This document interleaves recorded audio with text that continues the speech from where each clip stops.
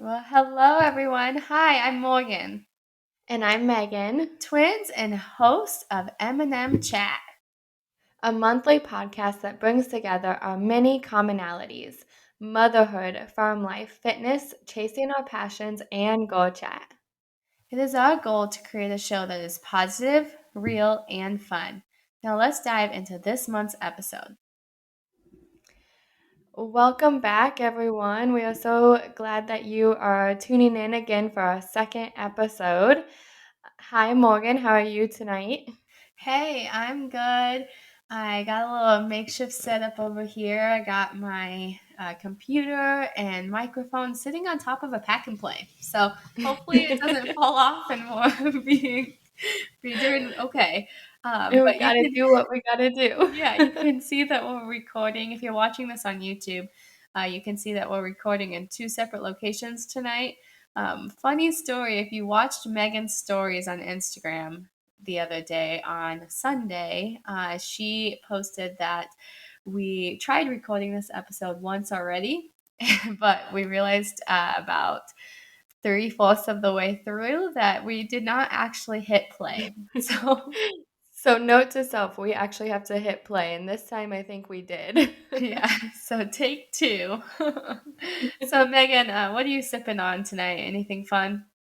So, right now, with being a new mom and just into the start of my motherhood journey, I am currently breastfeeding. And so, I am drinking some tea that is supposed to help. It's called like milk tea. It's supposed to help with milk production. So, that's what I'm sipping on tonight. What are you sipping on? I have my cup here that says "Joy to the World," and I like it, but then I feel like my coffee gets really cold fast because it's really big. But I am just sipping on leftover coffee in the coffee pot. I put it in the Well, I microwave, guess warmed it's, it up a little bit, and here we are. yeah. I guess at least it's a little bit warm and not still cold from this morning. Yeah, there's that. Well, so today's episode, everyone, is all about agriculture and building our roots in ag. So, the purpose of today is we just want to talk about our roles in agriculture and how they are important and how roles change, and then just embracing the season of those different roles. So let's just kind of give a little brief background again about our operations in case this is your first time listening. Morgan, can you tell us a little bit about what farm life looks for you and your family? Yes. So Tyler and I help my dad with our cow calf operation. So Tyler and I currently have invested in probably 25, actually closer to probably 30% of the herd now. So we are slowly investing in the herd with my dad, and our goal is to eventually become 50-50 partners. And down the road, it would be our long time future plans to actually be able to direct market meat. And so that's kind of something that we have down the pipelines, hopefully, and we're looking into that a little bit.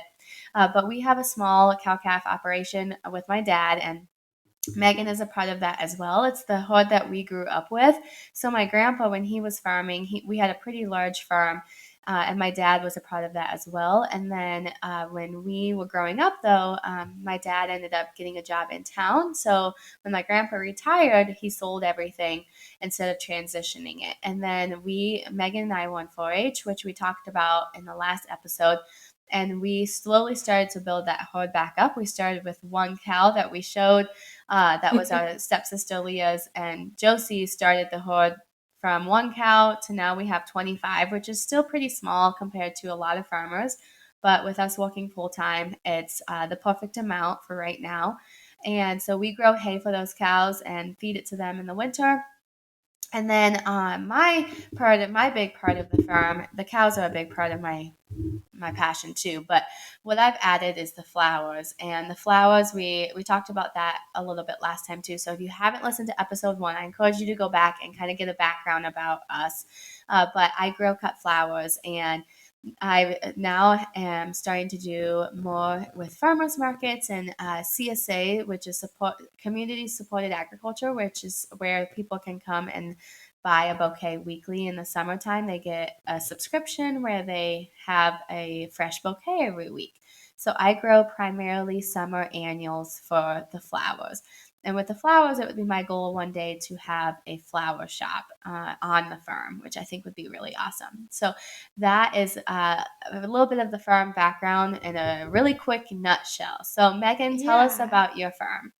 Yeah, I love that, Morgan. I think that's just a good variety, and you guys kind of have your hands in, and it's all hands on, and with the cows and with the flowers. So that's awesome. For us, Kyle and I farm. We are currently part-time farmers. He works also, my husband, Kyle, works an agriculture job where he does work on GPS systems and just working towards that ag systems technology and incorporating more technology into all of the equipment. So tractors, sprayers, all of the combines. But our role specifically on our own farm is row crops. So we have corn and soybeans, wheat and rye, and we're really busy with that during the planting summer season and then also in the fall for harvest. So from probably about March, mid-March, April, all the way until the end of November, we are really busy just with our row crops.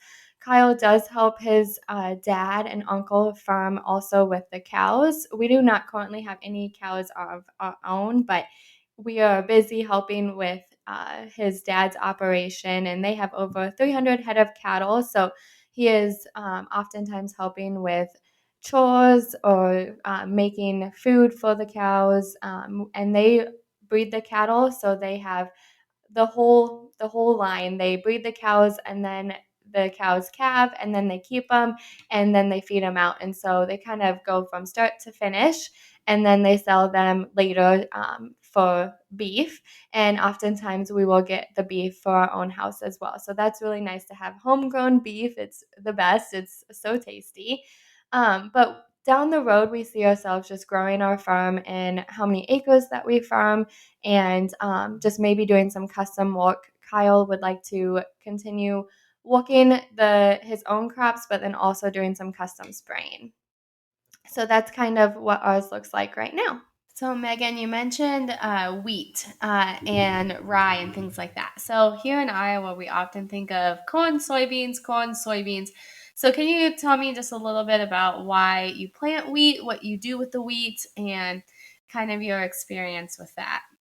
Yeah, so Kyle, like I mentioned, went to Iowa State. In the first episode, we had talked about a little bit of our college and where we went and why we went to Iowa State. Well, since he did go to Iowa State, he learned a lot about just what is proper for the fields and good health for our soil and for the crops. And part of that is cover crops. And cover crops really help with preventing erosion. It helps keep the soil nice and nutrient dense. And so we have looked into the benefits of that and the pros and cons. And we see a lot of pros with cover crops. So more and more we have started adding cover crops into our rotations. And so after the fall, when we get the crops out of the ground, the corn and the soybeans, then we will plant those cover crops.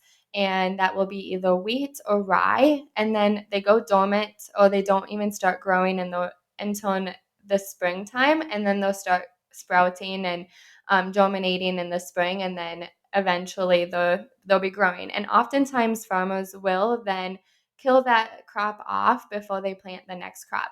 But some farmers will then bring that crop to its own, I guess, maturity is the word I'm looking for, and then they will harvest that, or sometimes they bale it. So there's different options with it, but it definitely helps with the soil and just keeping that rich, nice, dense Iowa soil that we have and keeping it healthy. So, this year, I don't know if you knew, I tried to plant cover crops on our garden. Last Yeah, how did that go? So last year I tried to plant it, and you guys, I have a garden that's about the length of a machine shed. So picture a large machine shed. The garden is the size of that. And if you were listening to this on the podcast, you can't see me, but the bag of cover crop seeds that I got was about 12 inches tall. And that covered about maybe 25% of my garden. So last year, I don't know if it came up. I feel like I had a bunch of grass growing, and I planted a cover crop mix last year, and I only was able to plant it on a fourth of it. So anything, it was better than nothing. But so this year, I got just rye, cereal rye, and I got a lot larger of a bag. And then I kind of broadcast seeded it over the garden. Now this year, had a tight window of like when we were trying to get all of the netting and weed fabric out of the garden. So there's like this window where you have time to plant your cover crop seed before you have a frost, and before the seed, if the seed doesn't get into the soil and you don't have that direct contact, it can be hard to have it grow in the spring. And so I'm hoping this year that it was planted early enough. Maybe we'll see. Maybe third year's the charm, and I'll keep trying. But Yeah. I might have to It's ask worth Kyle for some tips and tricks. Yeah, worth a try, and if it helps your garden and helps the flower crop, and I think it's worth trying definitely to keep that soil nice and healthy. Yeah, Tyler actually just mentioned, the other day we saw that manure spreader going on the road in front of your house. Tyler said that him and dad should start scooping up manure here soon. It's crazy to think that's already almost springtime to be. And I Yeah. mentioned manure because of composting, and I need to put that on my garden before I start planting in it. So, just Yeah. anything for soil health, I feel like is really important and good to talk about. Yeah.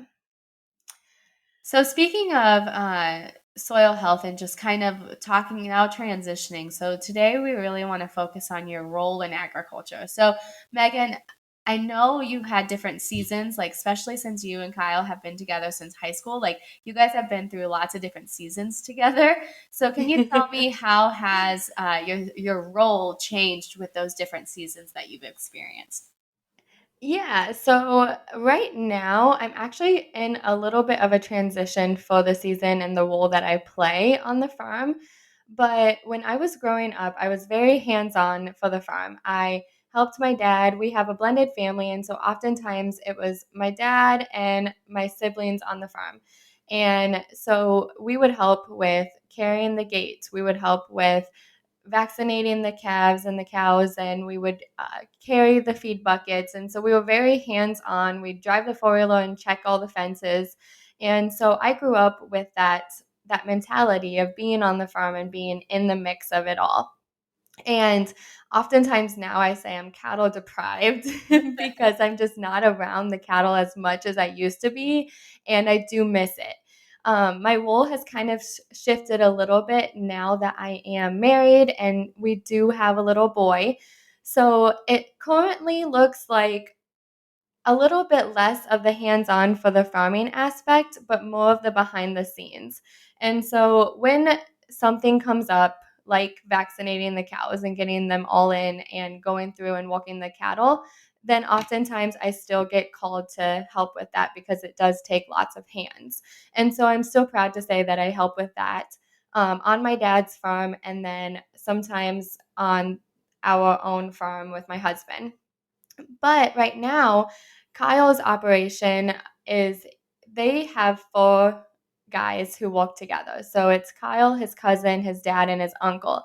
And they even hire some friends sometimes to work alongside him as well.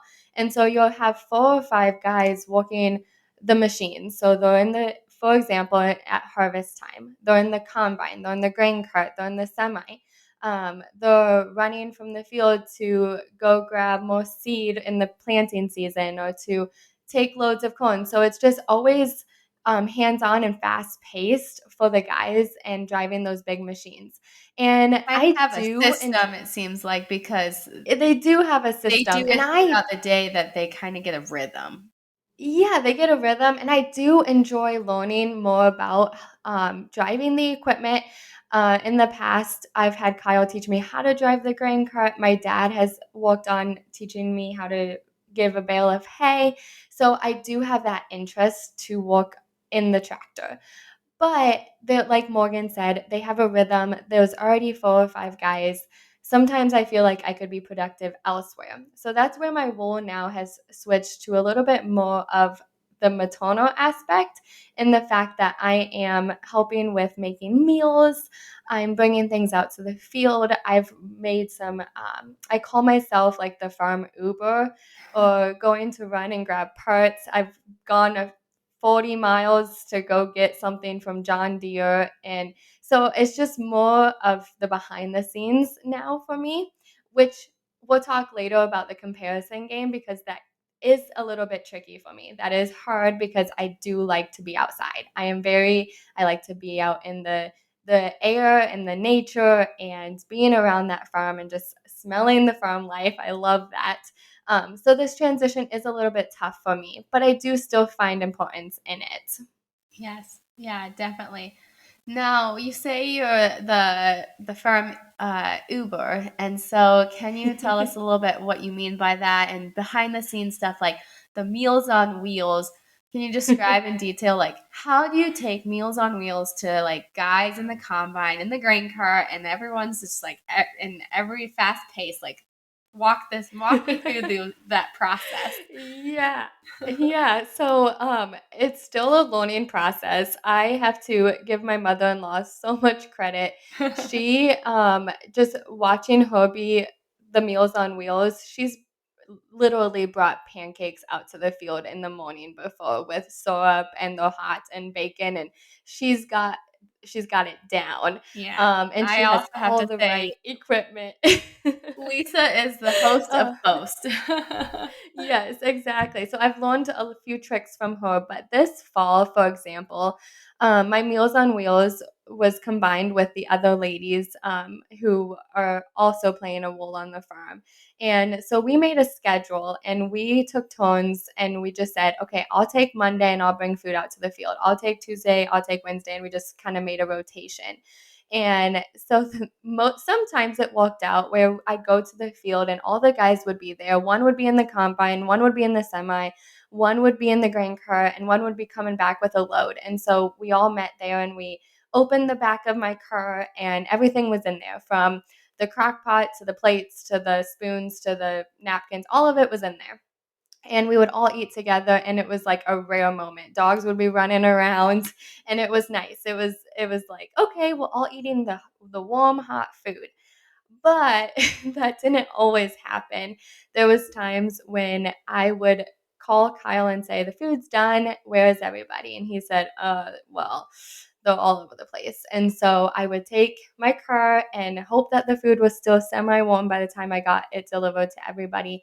But I would go to this field, to the grain bins, to where they were parked with the semi, and I just go and find all the different guys and give them the food and just hope that it was still warm. And so that's kind of my Meals on Wheels right now. And I just enjoy the collaboration with the women too, because oftentimes we would get together maybe ahead of time and even sometimes make the meals together. If it was a night like a Friday or Saturday night, we would actually get together and make those meals. And then I was pregnant, so I didn't have a glass of wine, but I can see in the future maybe having a glass of wine while we're making the meals and having go time before we take it out to the field. So just kind of making it fun because that's definitely more meaningful and purposeful than just sitting at home by myself, like kind of sulking the fact that I'm eating a meal by myself.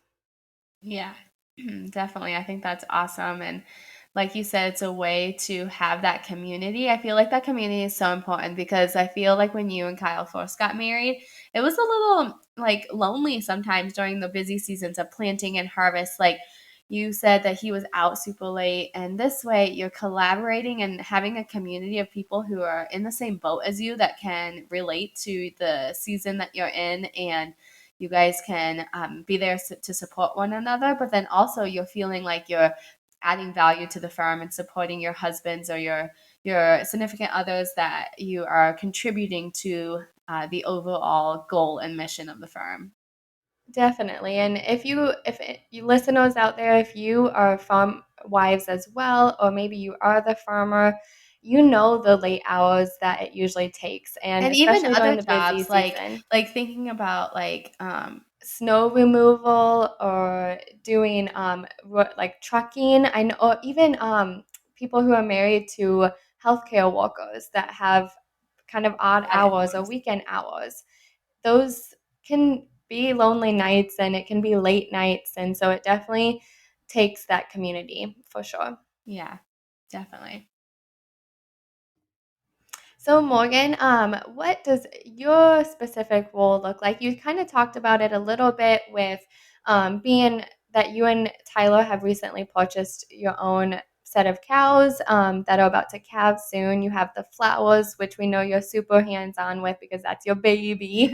So tell us a little bit more about what that looks like now that you're a mom and maybe how it has shifted a little bit for you.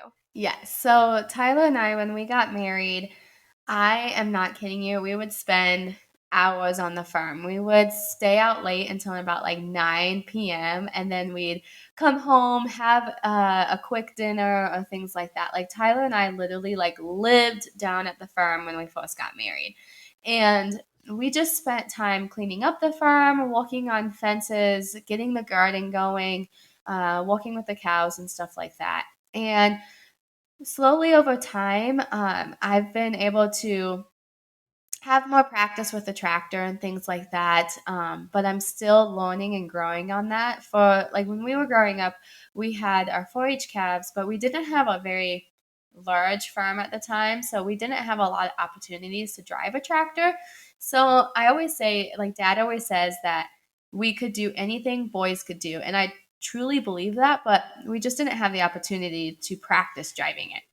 No, I feel like we would learn how to drive the tractor or the stick shift, and then we'd become more comfortable, and then we wouldn't do it again for a few weeks, and then Yeah. it's like starting over. Yep, exactly. Yeah. So Tyler and I, when we first started really helping on the farm, he was learning too because he came from a family that lives kind of on an acreage. So he's out in the country and he is so experienced with equipment and things like that with his job. Like he is just very efficient with all of that.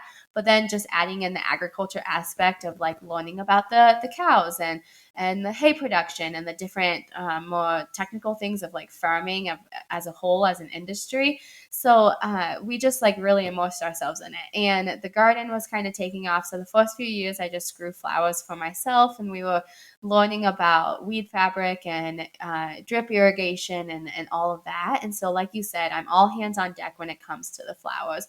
But I would say my role has definitely started to transition when it comes to the cows. So, like you, Megan, I was very hands on with the cows as well in all of the decisions of like what breed we buy, how many cows we are calving, like all of those decisions we were a part of. And slowly I can feel myself kind of stepping back from that role. And with being a mom, one of us has Dean when we're on the farm because he's one. So one of us holds him or we're in the tractor with him or we're in the truck with him. So Tyler is definitely taken more of a leadership role when it comes to helping with the labor part of the cows. And if a calf needs pulled, dad will usually call Tyler. And Tyler, like actually just tonight, dad called and said one of the cows was starting to look kind of close and he was going to go check on it tonight. And he'd call Tyler if he needed help pulling it. And so one of us, we don't live on the farm, so one of us needs to stay home with the baby. And so that just right now in this season, it makes more sense for Tyler to go help with dad. And I prefer to stay home right now with Dean. And but when we're on the farm, I'm definitely in the tractor helping with that. Right now, it's a lot easier for me to ride in the tractor with Dean because it's cold outside. And also, someone needs to get the bale net around the hay. So it's kind of hard to do that when you're holding a baby. So I've actually been kind of forced to learn the tractor a little bit this winter because if I want to help with it or if we're out there too, then and it's a lot easier to do with two people. Then Dean's in the tractor with me, and Tyler's getting the bail net because Dad usually gets off work pretty late.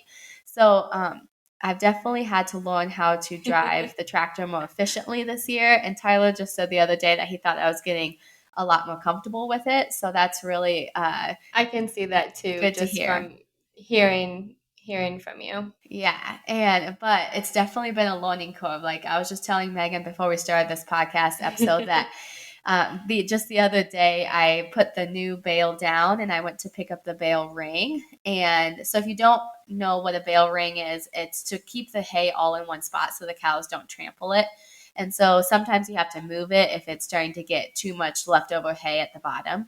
So I went to go pick up the ring and it literally rolled down the hill. So it fell off the tractor, the forks, and it just kind of kept rolling down the hill. So then I What didn't want did to get Dean do? Was Dean. he like, "Oh Yeah, no"? I just stopped the tractor. Dean and I got out and I gave the keys to Tyler and I said, "You gotta go get it because I'm gonna get stuck down there at the bottom of the hill." Speaking speaking of that funny tractor story, there was a time when I was driving the tractor and Kyle was driving the truck and trailer, and we were moving bales. And I was just taking the tractor to wherever the bales were at. Kyle would get in the tractor and load the bales onto the trailer, and then he'd take the truck and trailer to where we were unloading them. And I'd follow him with the tractor because it had the loader on in the front of it, and so the forks. And so you would put the forks in the bale and then move them off. And oh my goodness, there was a time when I was going across the field and it was a pretty, I mean, in Iowa, we have the rolling hills, and I wasn't going that fast. I was not going fast at all. I didn't think. And then I hit the hill.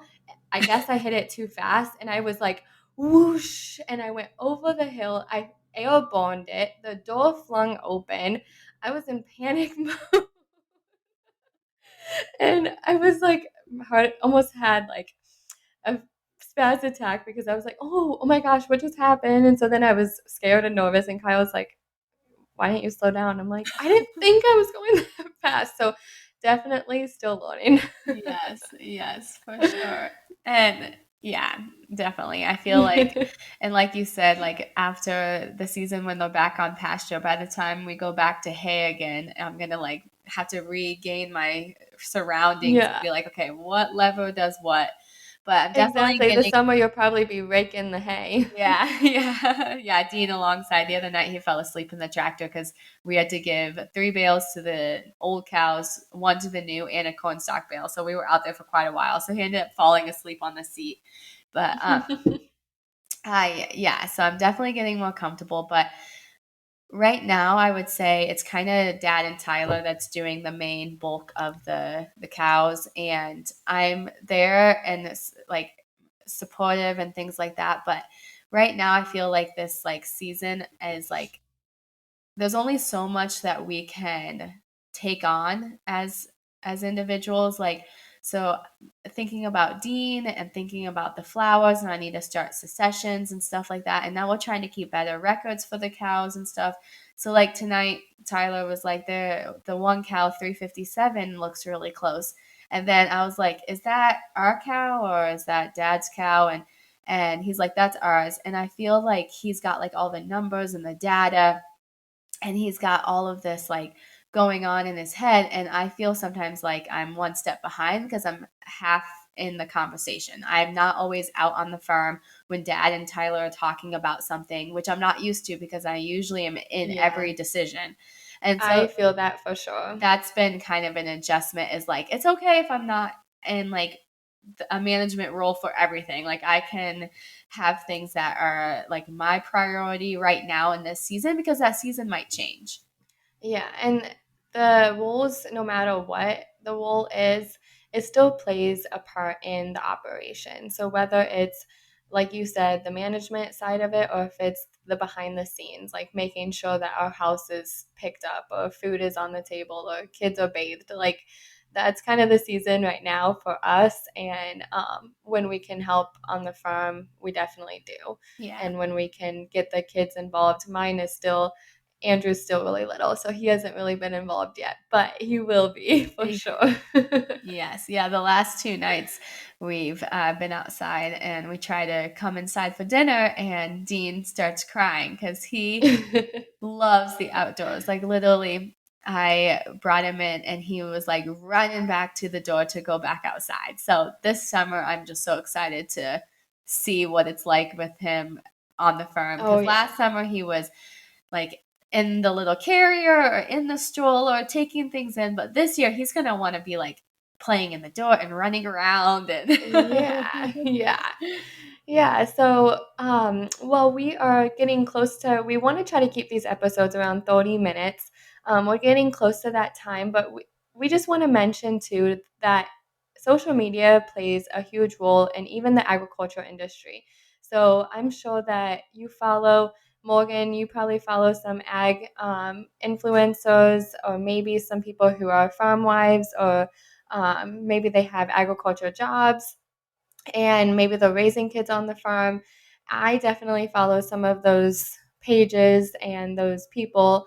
So, how can we give some advice for trying not to compare ourselves to those other people and trying to kind of stay in our own lane? Because even as twins, we compare our situation to each other and we all play the comparison game. So, do you have any tips for how you kind of keep a positive mindset and try to keep still feeling like your role is important even when you see other people doing different things? Yes, yeah, definitely. I feel like the biggest thing is learning how to be content where you're at, and like being like in this mindset, and like walking on your mindset that what you're doing is exactly where you're supposed to be at this time. Like God's got a plan for us, and he knows the what the future is going to look like, and he's put us in this time and this place for a reason.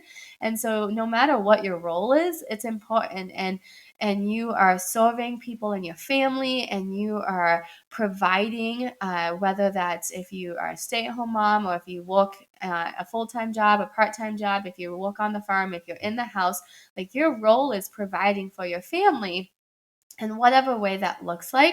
So Tyler and I talk about this all the time too, because it's definitely easy to compare to like what the Joneses are doing, and who's got what vehicle, or who's got what, looking at building, or looking at jobs or things like that. It's really easy to get in that comparison game, but we really need to find peace and comfort in where we're at today. And that doesn't mean that you don't have goals for the future, or you might think seasons might change down the road.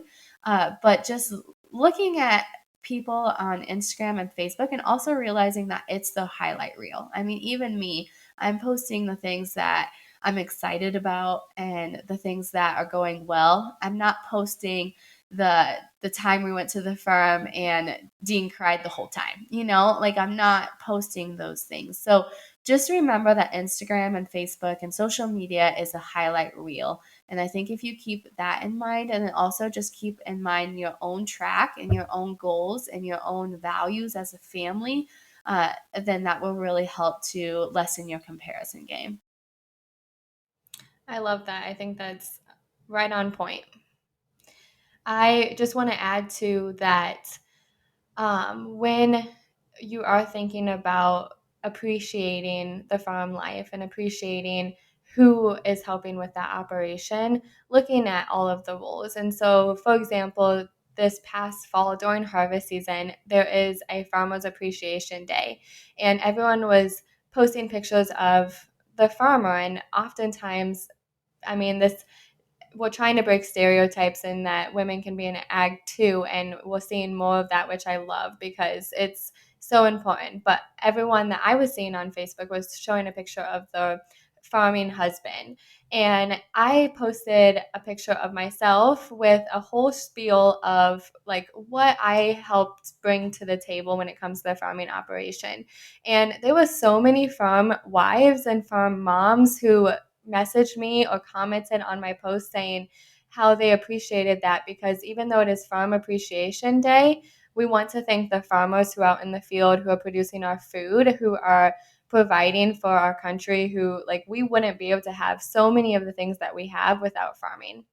But we also want to appreciate the behind the scene folks, the people who are bringing meals to those farmers, who are still in the operation, even if they're not in the combine themselves.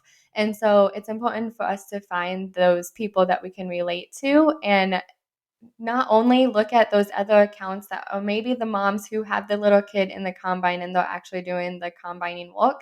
I see that and I'm like, oh my goodness, that would be so neat if I could do that. But looking at that and being inspired by that, but also looking at what I am doing as important and finding the relationships that I can build based on people that I can relate to as well. So finding the middle ground for both and building that, I think, is important. Yeah, I agree. And I definitely feel like if there's ever someone who just you kind of get stuck in that comparison game with, or just if you see those stuff and you just kind of feel discouraged, don't be afraid to unfollow someone. They don't know that you unfollow them. I've actually recently unfollowed a few people just because I felt myself like definitely playing that comparison game, but also just kind of getting like it didn't wasn't making me feel good. So it's Yeah. okay to be true to yourself and to recognize when you're kind of starting to get in that rut. So Yeah. Yeah. And definitely leaning in on, like Morgan said, God's plan for your life and what your visions and your mission and what you have kind of for your future. Like focusing on that. yes.